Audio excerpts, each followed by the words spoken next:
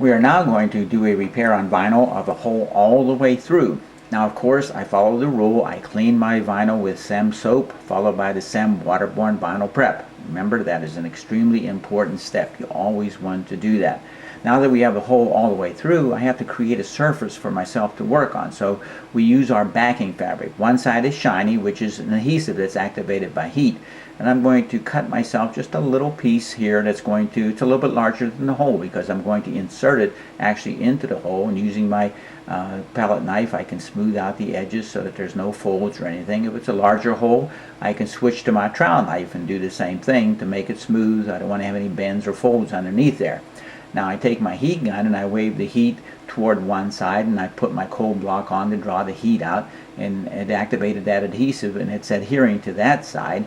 And then I switch and go to the opposite side and do the same thing. I'm going to put my cold block on and I check it there with my palette knife, and it's actually adhering to the back, which gives me a good surface to work on.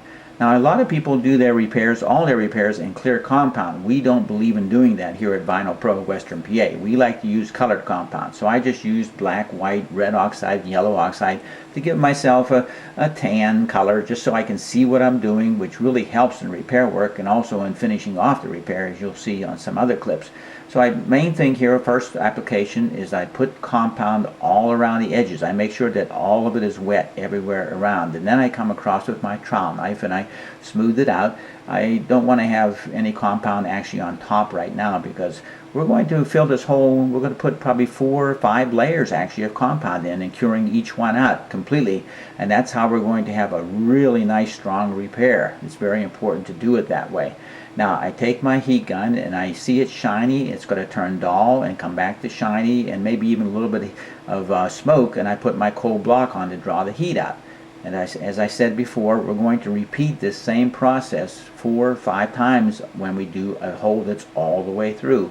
I'm arching my knife so that I can bring my compound right across there nice and level and heat cure it again completely shiny, dull, shiny, and a little bit of smoke, and I put my block on. Now you might not see the smoke. Certain weather conditions on days you won't see it at all, so don't look for it. If it happens, that's a good sign, but don't worry about it at all.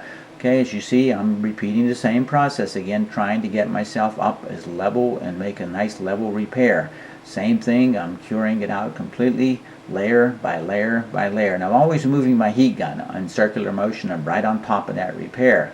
Okay, so now we're getting to the top, and now when we get up here, there's definitely no problem with having a little bit of compound out beyond the edges. Okay, that's fine because with the way we have the heat gun set up with that reducing cone, it's going to cure that compound out around the edges, and you're going to be able to push a grain in like we're going to do right now. We take our graining mold that we made, and I put it on my yellow hard piece of plastic, which I like to use now instead of the cold block to put the grain in. See, and I use my fingertips and I knead them across there, and this will really press the grain in a lot of times versus using the cold block. I'm not going to put a dent in there.